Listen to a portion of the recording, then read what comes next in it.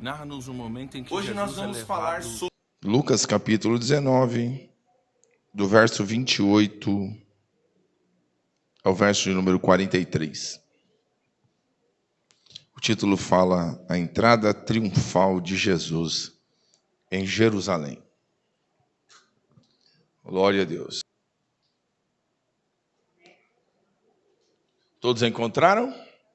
Amém? Vou estar lendo, os irmãos acompanhem a leitura. Diz assim, verso 28 do capítulo 19 de Lucas.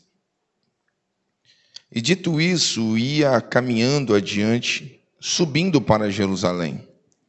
E aconteceu que, chegando perto de Betfage e de Betânia, ao monte chamado das Oliveiras, mandou 2 dos seus discípulos, dizendo: Ide à aldeia que está defronte, e aí, ao entrardes, achareis preso um jumentinho, em que nenhum homem ainda montou, soltai-o e trazei-o. E se alguém perguntar, por que soltais? Assim lhe direis, porque o Senhor precisa dele. E indo os que haviam sido mandados, acharam como lhes dissera, e quando soltaram o jumentinho, seus donos lhe disseram: por que soltais o jumentinho? E eles responderam: o Senhor precisa dele. E trouxeram-no a Jesus, e lançando sobre o jumentinho as suas vestes, puseram Jesus em cima. E indo ele, estendiam no caminho as suas vestes. E quando já chegava perto da descida do Monte das Oliveiras, toda a multidão dos discípulos, regozijando-se, começou a dar louvores a Deus em alta voz por todas as maravilhas que tinham visto, dizendo: bendito o Rei que vem em nome do Senhor, paz no céu e glória nas alturas. E disseram-lhe dentre a multidão alguns dos fariseus: Mestre, repreende os teus discípulos. E respondendo ele, disse-lhes: digo-vos que se estes se calarem, as próprias pedras clamarão. E quando iam chegando, vendo a cidade, chorou sobre ela, dizendo: ah, se tu conhecesses também, ao menos neste teu dia, o que à tua paz pertence, mas agora isso está encoberto aos teus olhos. Porque dias virão sobre ti, em que os teus inimigos te cercarão de trincheiras, e te sitiarão, e te estreitarão de todas as bandas, e te derribarão a ti e a teus filhos que dentro de ti estiverem, e não deixarão em ti pedra sobre pedra, pois que não conhecestes o tempo da sua visitação. Vamos ler todos juntos o verso de número 41, irmãos? Vamos lá no 3, 1, 2, 3. E quando iam chegando, vendo a cidade, chorou sobre ela. Diga assim: Jesus chorou sobre ela. Nosso Deus, nosso Pai, nós te louvamos nesta noite por tua igreja aqui presente, Pai. Pela leitura da tua palavra. Senhor, eu peço a tua orientação, a tua inspiração, pelo teu Espírito, fale aos nossos corações, ó Pai querido, aqui nesta noite. Continue a trabalhar sobre nossas vidas, assim como o Senhor tem trabalhado desde o início deste culto. Fala conosco, Pai, que caia por terra tudo que é contrário à boa exposição da tua palavra. Alcança-nos, ó Pai, leva todo o pensamento cativo à tua presença, e fale aos nossos corações, de modo que saiamos daqui alcançados, edificados e trabalhados por tua palavra. Pai Celeste, essa oração que eu faço com a tua igreja, e faço ela com perdão dos nossos pecados, oramos em nome do Senhor Jesus. A igreja diga amém? Amém. Podeis tomar assento, irmãos, em nome de Jesus. Meus irmãos, este texto que lemos, ele vai narrar-nos a entrada triunfal de Jesus em Jerusalém. É um texto que ele é conhecido, ele vai nos falar que quando Jesus se aproximou e viu a cidade, Jesus chorou sobre ela. Nosso irmão evangelista Jucinaldo, ao ler a palavra devocional, falou também de um momento de choro. E o Senhor colocou este texto no meu coração para falar à igreja aqui nesta noite, porque esse texto aqui me chamou muito a atenção, A gente conhece muito bem aquele episódio em que Jesus chora ao contemplar aquele momento vivenciado por Marta e Maria. A gente vê Jesus chorando. Mas aqui a gente vai ver Jesus chorando por uma cidade. A gente vai ver Jesus chorando por uma cidade. Note que a entrada de Jesus em Jerusalém, ela é registrada pelos 4 evangelhos. Os 4 evangelistas narram esta entrada triunfal de Jesus em Jerusalém. Mas, embora cada um deles apresente aqui detalhes que outros omitam, mas a gente vai ver com clareza algumas questões para nós trabalharmos aqui nesta noite. Note que Jesus já havia claramente decidido cumprir o que estava escrito ao seu respeito.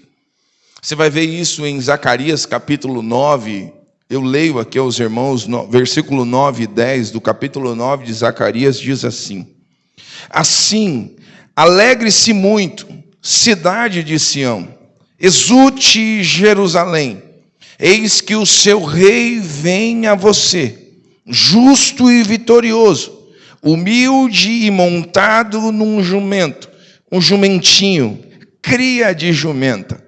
Verso 10, ele destruirá os carros de guerra de Efraim, e os cavalos de Jerusalém, e os arcos de batalha serão quebrados. Ele proclamará paz às nações, e dominará de um mar ao outro, e do Eufrates até os confins da terra. Então note que Jesus aqui, ele decide cumprir a profecia que Zacarias já havia expressado.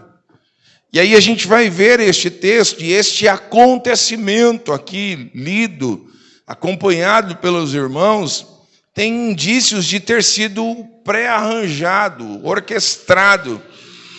À luz do texto a gente consegue ver isso.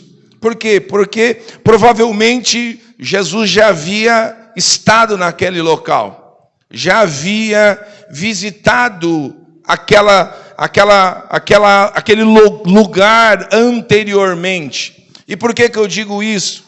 Porque percebe-se aqui uma combinação de tomar um burrinho emprestado.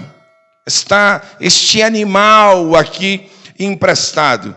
Note que já tinha tudo sido orquestrado, e para liberar este jumentinho aqui, tinha uma senha. E qual era a senha? O mestre precisa dele. E quando eu olho à luz deste texto, eu enxergo que Jesus passa pelas vilas, aqui como nós lemos, de Betânia e de Betfagé, até que Jerusalém surge, se avista Jerusalém.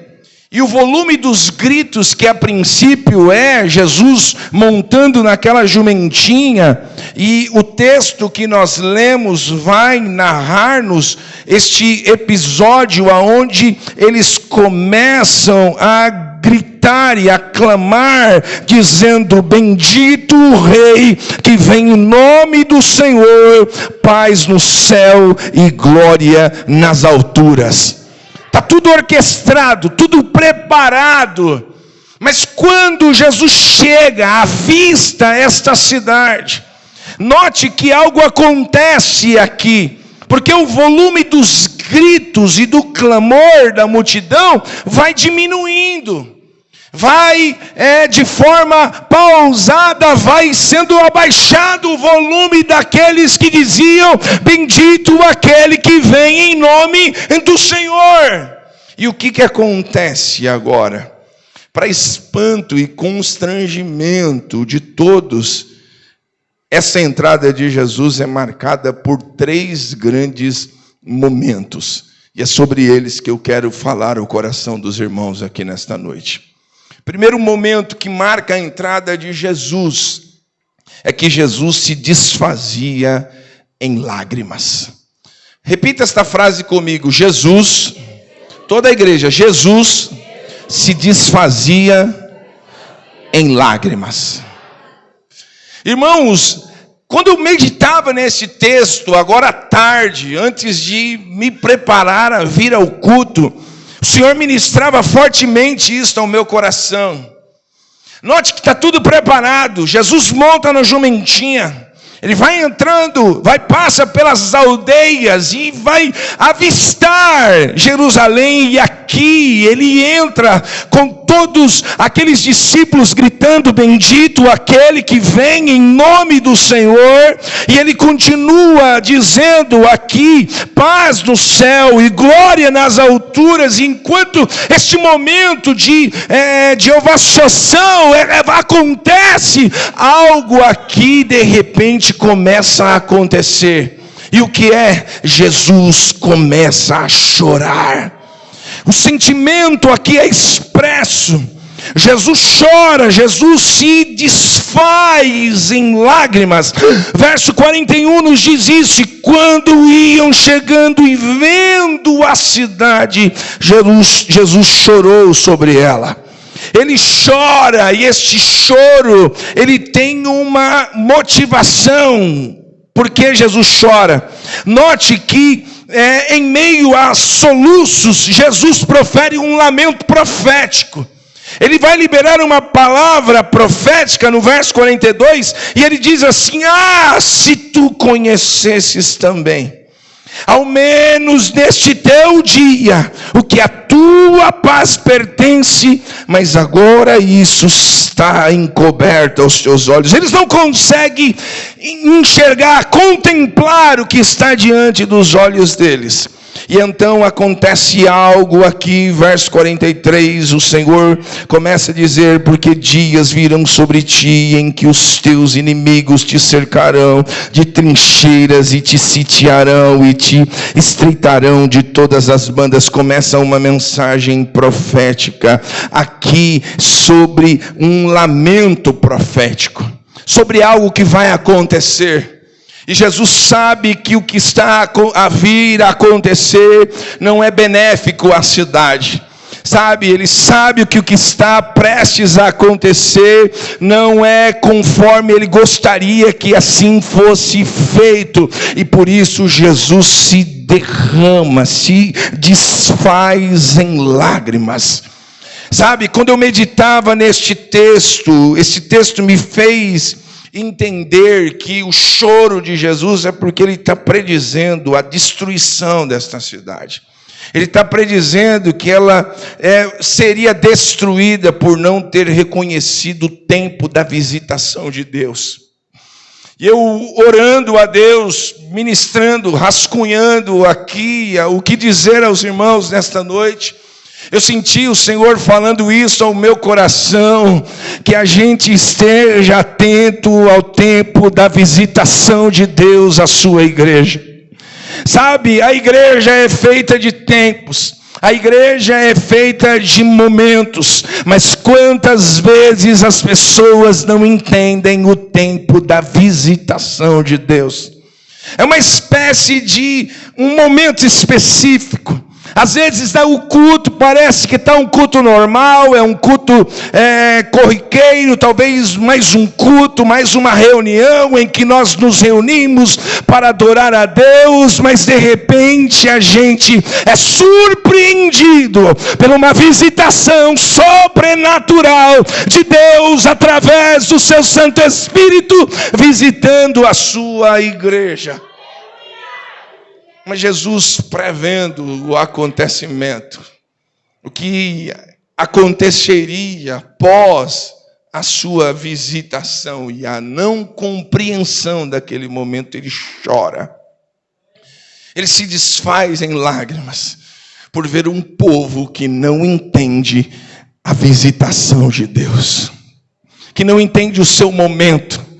Note que ele continua falando, ele vai dizer aqui: e te derribarão a ti, a teus filhos que dentro de ti estiverem, se não deixarão em ti pedra sobre pedra, porque não conhecestes o tempo da tua visitação. É muito sério este ambiente em que nós estamos. É bem verdade que muitas pessoas não valorizam mais este espaço físico chamado culto, lugar em que nós nos reunimos como corpo de Cristo para adorar e prestar culto ao nosso Deus. Mas este momento é extremamente importante, porque é aqui que Deus traz orientações à nossa vida. É aqui que Deus dá palavras de orientação que vai mudar o quadro e a história da nossa vida. É em um culto como este que o Senhor decide visitar tua casa, restaurar o teu marido, alcançar o teu filho e mudar a história da tua vida. Mas quantas vezes não entendemos o tempo da visitação de Deus? Não compreendemos qual é o plano e o propósito estabelecido ao Senhor por sua palavra e por sua presença. Mas note que esta entrada de Jesus triunfante em Jerusalém é marcada por isso. É marcada por lágrimas. E às vezes nós aqui choramos, às vezes emocionados por uma canção que toca ao nosso coração. Às vezes nós choramos aqui porque uma mensagem de Deus vem de encontro ao nosso coração. E esta mensagem vem trazendo luz, trazendo claridade àquilo que de alguma maneira está escondido, oculto dentro do nosso coração. E a gente sente Deus falando conosco. A gente sente Deus limpando algumas coisas que precisam ser limpas. A gente sente Deus restaurando algo que precisa ser restaurado. A gente sente Deus trabalhando em algo que na nossa mente e nós vivenciando o nosso dia a dia. A gente clamou ao Senhor, a gente pediu ao Senhor, a gente não comentou com ninguém, mas a gente entende que existe um Deus que está trabalhando em nossas vidas, que está operando em nosso favor, sabe? Aí a gente se emociona, a gente chora, mas aqui a gente vê Jesus chorando,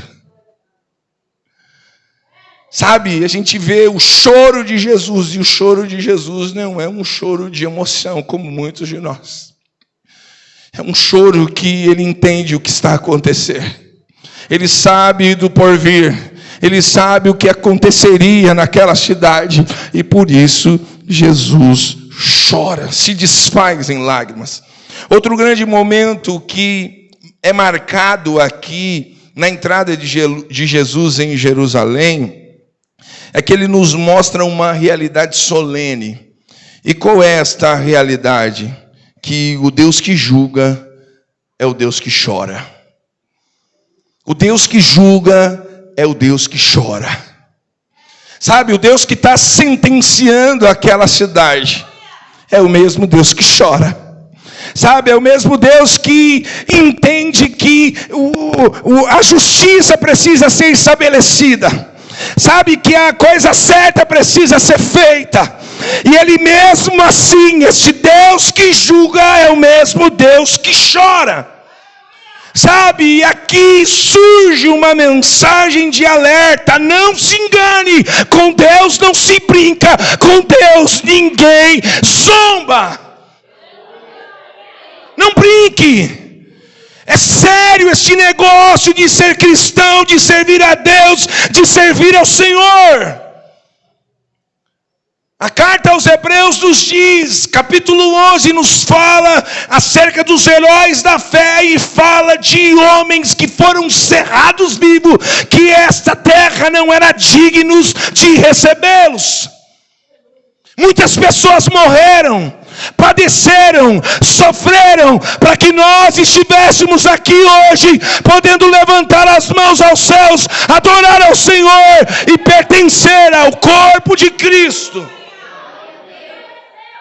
Não se engane, não brinque com as coisas de Deus.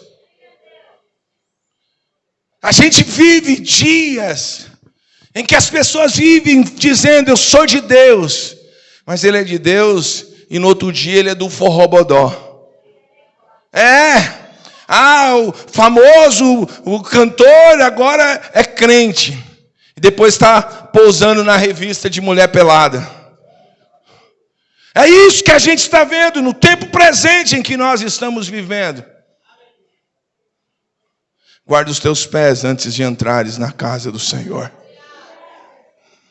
Sabe, a gente vai ver aqui uma realidade solene, gritante, que o Deus que julga é o mesmo Deus que chora.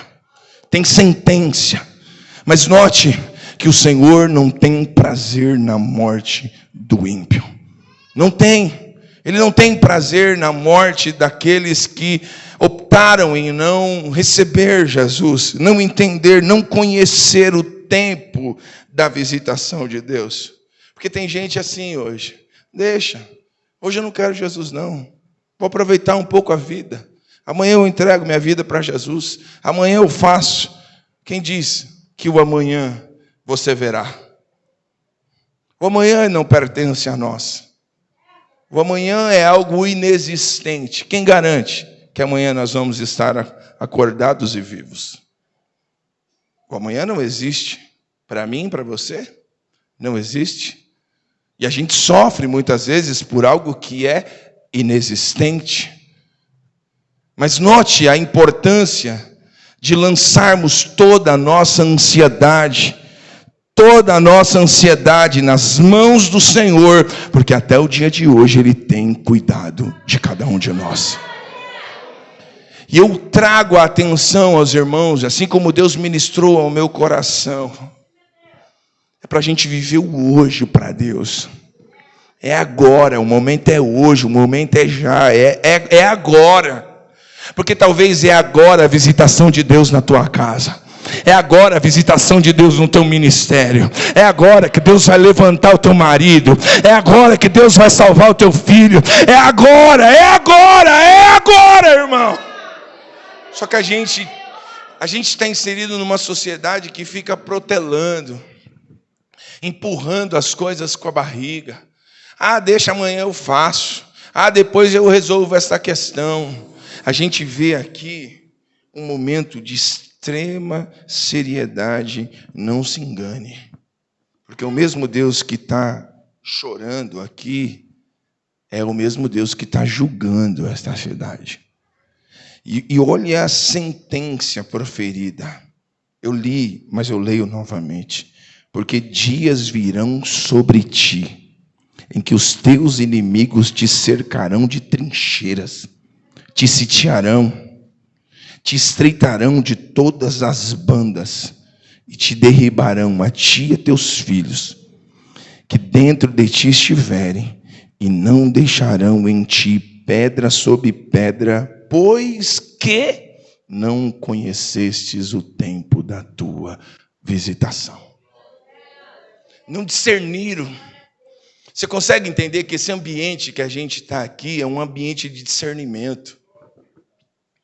É um ambiente que a gente discerne os espíritos, discerne a orientação de Deus, a gente discerne os acontecimentos.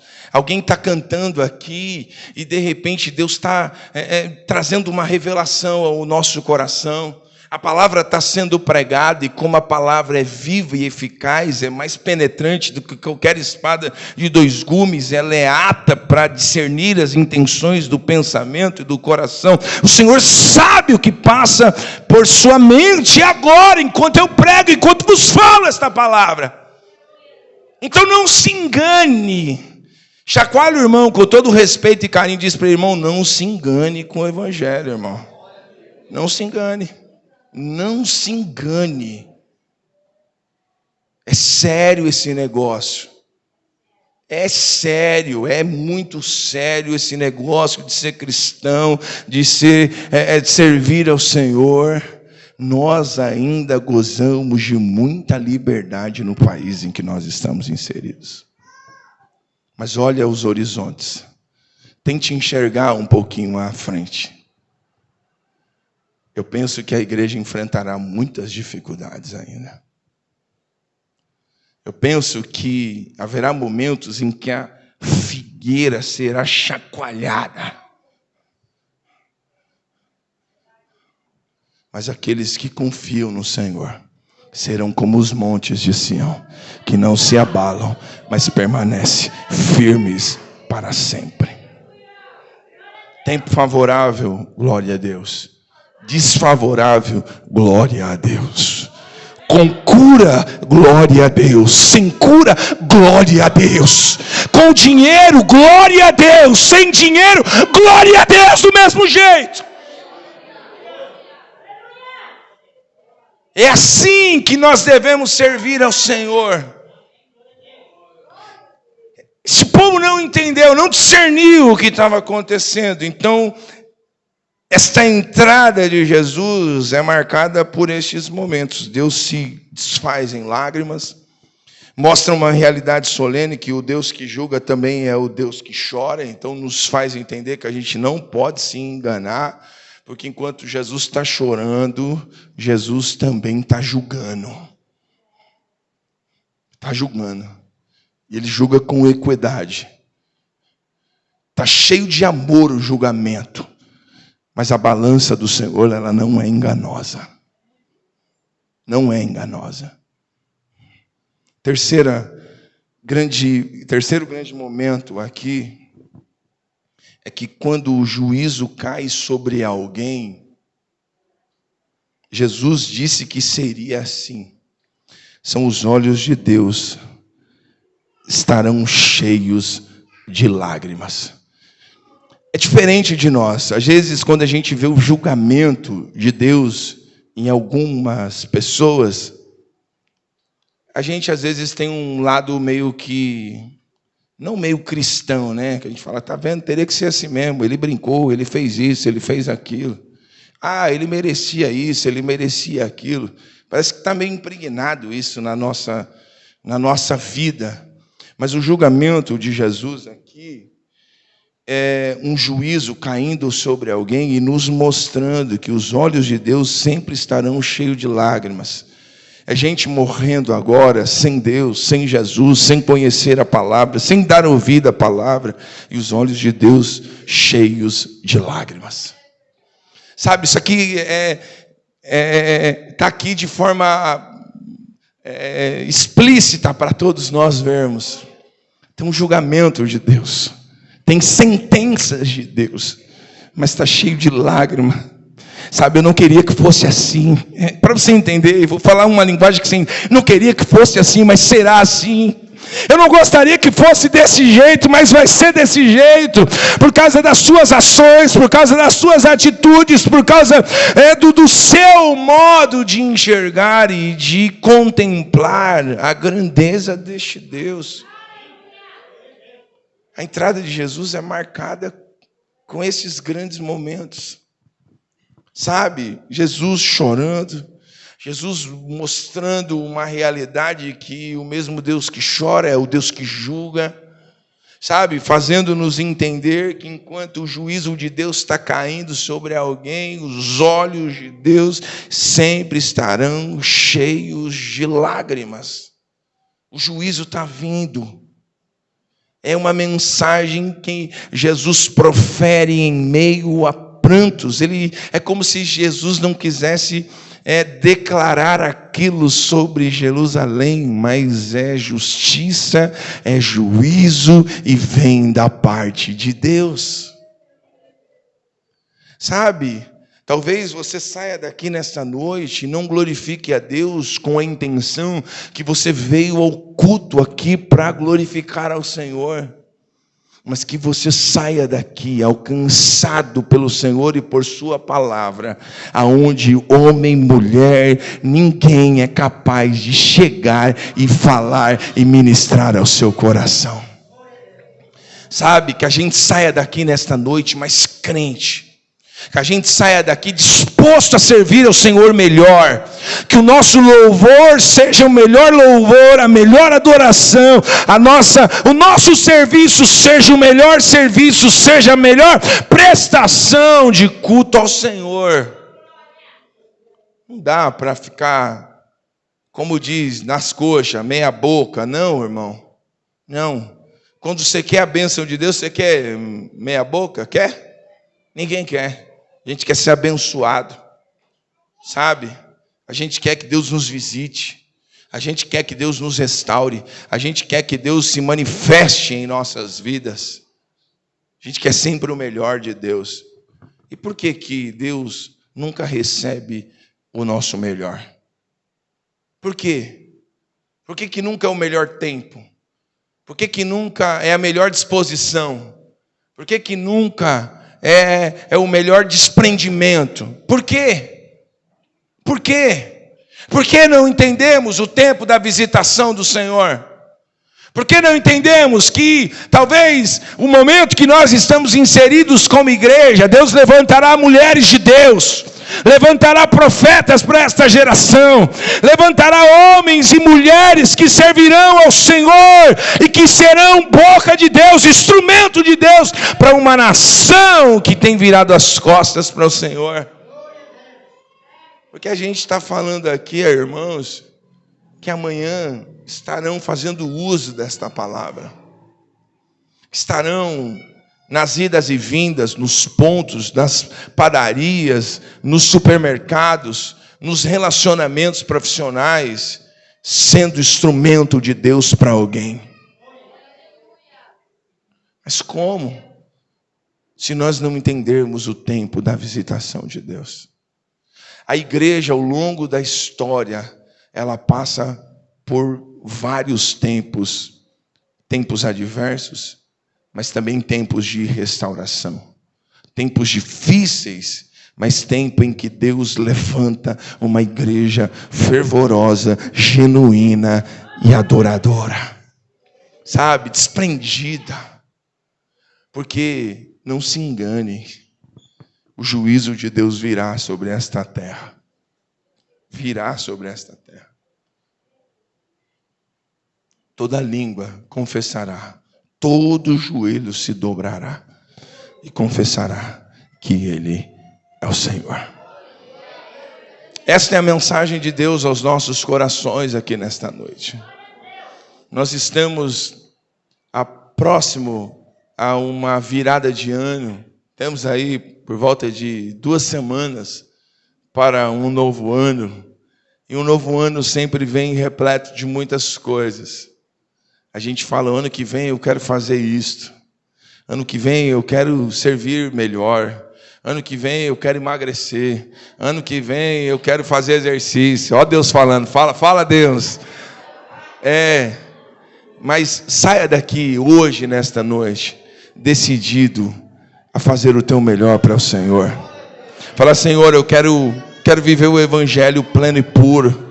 Eu quero viver o evangelho genuíno, eu quero viver o evangelho das Escrituras, mesmo que eu tenha que perder, mas eu sei que existe uma vida escondida no Senhor, que aquele que perder a sua vida por amor a mim, disse o Senhor Jesus, esse achará. Existe algo escondido no Senhor, que para você encontrar você tem que perder. E esse evangelho mequetrefe, esse evangelho de centavos que as pessoas vivem anunciando aí fora, você tem que ter, você tem que ser, meu irmão. Com Deus muitas vezes a gente tem que estar perdendo, para o reino de Deus estar avançando. Às vezes a gente está perdendo, mas o reino de Deus está ganhando. Glória a Deus, louvado seja o Senhor. Não está sendo como eu quero, muitas vezes não tem problema, mas se Deus está sendo glorificado, está valendo a pena. Glória a Deus, louvado seja o nome do Senhor Jesus para sempre. Esta é a palavra de Deus aos nossos corações, a entrada triunfal em Jerusalém. Ela mostra quantas vezes nós enxergamos o lado bonito da entrada de Jesus. Os discípulos ovacionando Jesus, dizendo: bendito seja aquele que vem em nome do Senhor. Paz, paz. Mas o que sai dos lábios de Jesus é uma palavra de sentença àquele povo. Que a gente esteja atento à voz de Deus, à orientação do Senhor e a tudo quanto Deus tem aos nossos corações aqui nesta noite. Esta é a palavra de Deus aos nossos corações. Você pode dar uma linda salva de palmas ao Senhor. A Ele honra, a Ele glória, a Ele louvor, não somente hoje, mas para todos sempre. Fiquemos em pé, irmãos. Eu quero orar por sua vida.